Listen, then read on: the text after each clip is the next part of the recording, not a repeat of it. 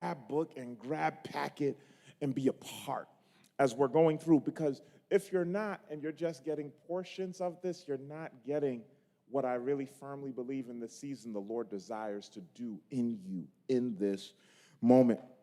So, with that stated, the journey has begun, y'all. And as the journey has begun, what's been made pretty clear is that there is stuff that lies beneath the surface. There is stuff that lies beneath the surface. There is brokenness that we all got. Everybody, no matter who they are, is damaged goods. And until we could face some of the areas that we've inherited that has impacted us, that continue to hinder us, we don't move forward as the Lord has called us. The premise of the book is this, that you can't grow spiritually if you're not willing to do the work to grow emotionally. And for so many of us, we're emotionally immature, and as a result, we go around the same spiritual blocks, never truly growing in faith. And today, friends, man, are we going to start a journey that truly begins to unpack this thought all the more. So I don't even want to belabor this. I want to really jump right into this on today. I want to start off just by sharing just a brief recap of what we shared on last Sunday. And last Sunday really had these 4 key components that we built up to. And here were the 4 steps. There were 4 steps to developing the true you.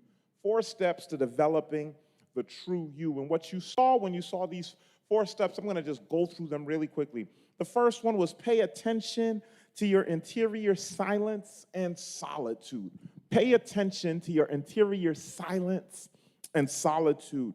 Silence and solitude matter as they give you an opportunity to reflect and hear the Lord make plain to you what needs to be uprooted. We must learn to discern that still small voice. Pay attention to this. Step number two, find trusted companions. Find trusted companions. Last Sunday, we looked at how Jonathan and David were knit together. They were so tight, they were knit together. There was this intimacy that enabled them to truly do life, or at least a portion of life that they did together in a way that was deep and profound. Why? Because they were knit together, and David found a trusted companion in Jonathan.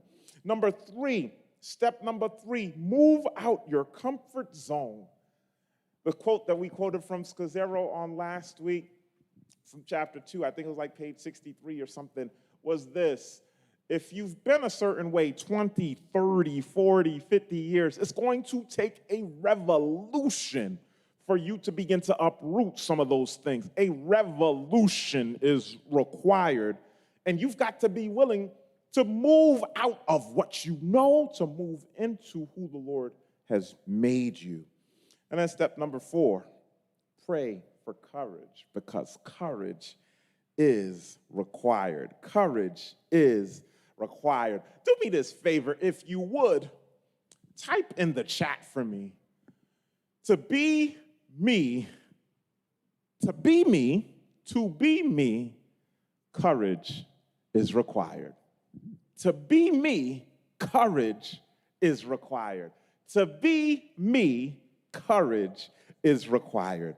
And if you're with us and you've been with us and you know where we've been along this journey, what you know is that confronting the stuff that lie beneath the surface, the stuff that has been buried in some cases for generations, that you've picked up and carried on, man, to get there, courage is required.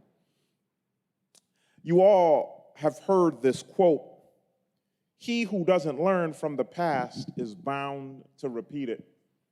In chapter 3 of What Lies Beneath, Scazzero quotes this quote, and it comes from the 20th century Harvard philosopher George Santayana. And it all kind of makes sense. Yeah, right? Shoot. Particularly in this season that we're living in, right? where what's been exposed is this iceberg of racism, right? And it seems like only the tip of the iceberg we see, because the tip of the iceberg is what's caught on camera, right? But beneath that tip of that iceberg, as you can see from the visual, is this mountainous, almost irreparable, if that's even a word, right, ball, that seems to infuse and have tentacles in every facet and aspect of our society. Racism. How do we uproot that? Truth be, as we think about it and talk about it, we see it everywhere, right? And now, because more and more is being captured, we're seeing more and more images, right? And it seems like that tip of the iceberg, right, is beginning to show us some of what we're actually experiencing and living, right?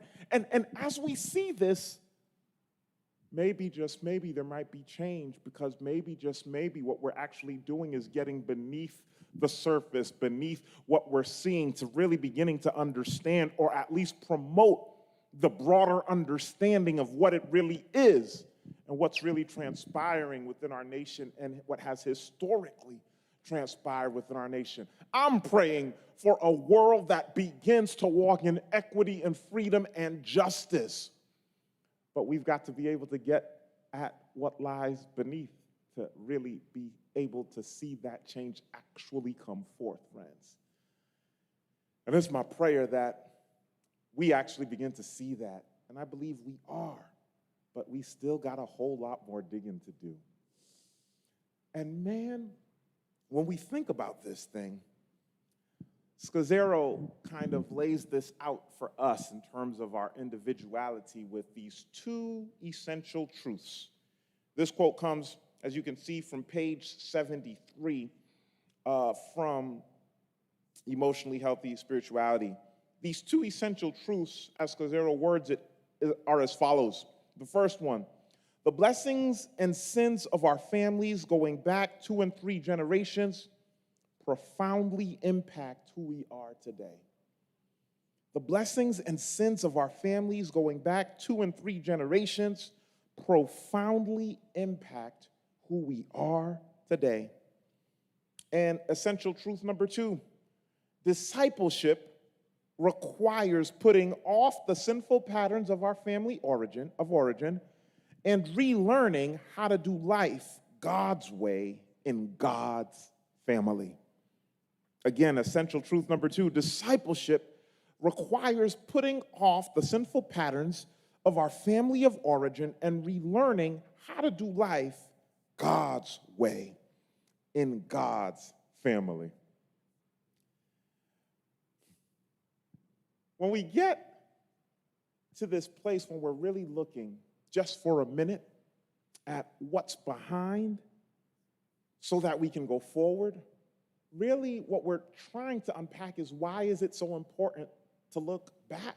Why look back, if you will? Why look back? 1 Samuel 16, verses 10 through 12, is the very first time we see the story of the name David mentioned in the scripture. This is the very beginning of David's interjection onto the scene. And what we see right at jump is a King David, y'all, that comes from a jacked up family. I'm not going to ask y'all to throw your hands up in the chat or whatever and say you've come from a jacked up family, but I'm going to do it for you. I'm going to put my hand up and let you know that here's the truth. We all come from some families with some issues. Your issues might not be as egregious as my family issues, but guess what? We all got some stuff that impact us. And King David, the man after God's own heart, as we see his family of upbringing, we see this same pattern unfold.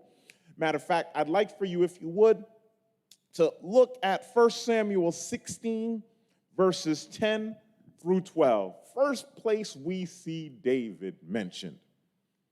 1 Samuel 16, verses 10 through 12.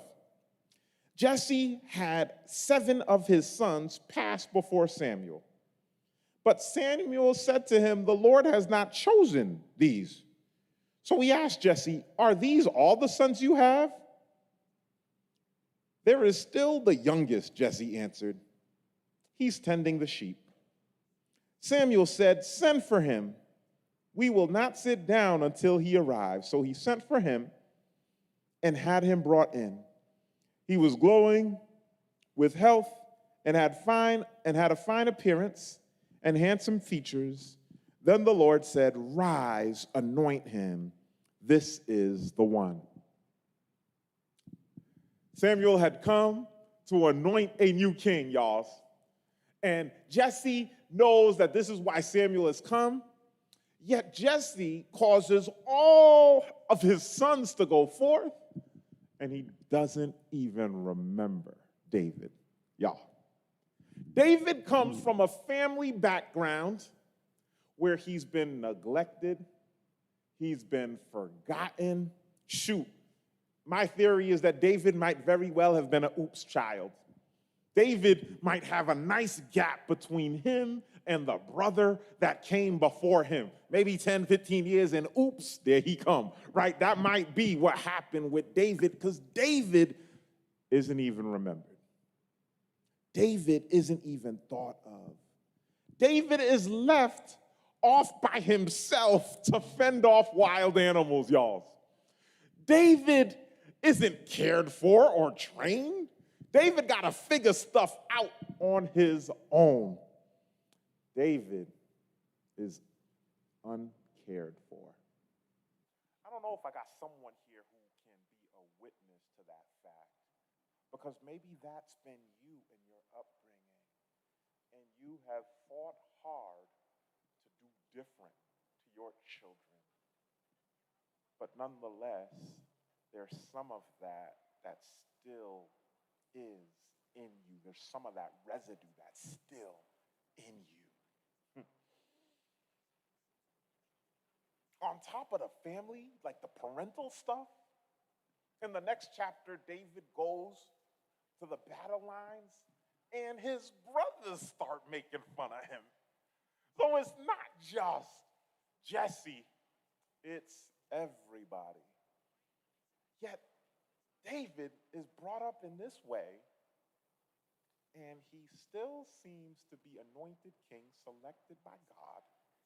Yet there's still this brokenness, and we see this brokenness unfold a little bit later on. We go from David being anointed, right?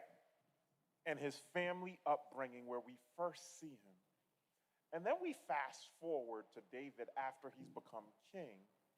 And now David is now a father in his own right. And David's firstborn, Amnon, messes up.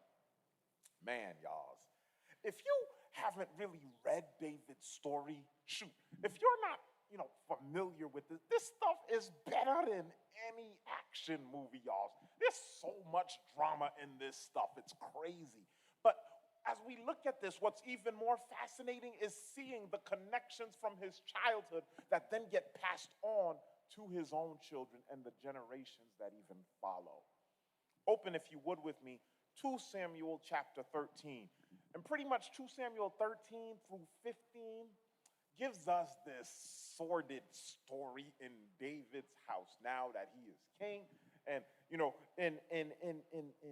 when he was anointed in 1 Samuel 16, most biblical scholars say he was a teenager, but here he's in his 30s. He's more mature. He's more seasoned. He got kids. Actually, he's significantly older than that, because he's got kids who are old enough to do some things. So David is a seasoned vet, maybe in his 40s, 50s even, right? Yet, even though he's that old, there's still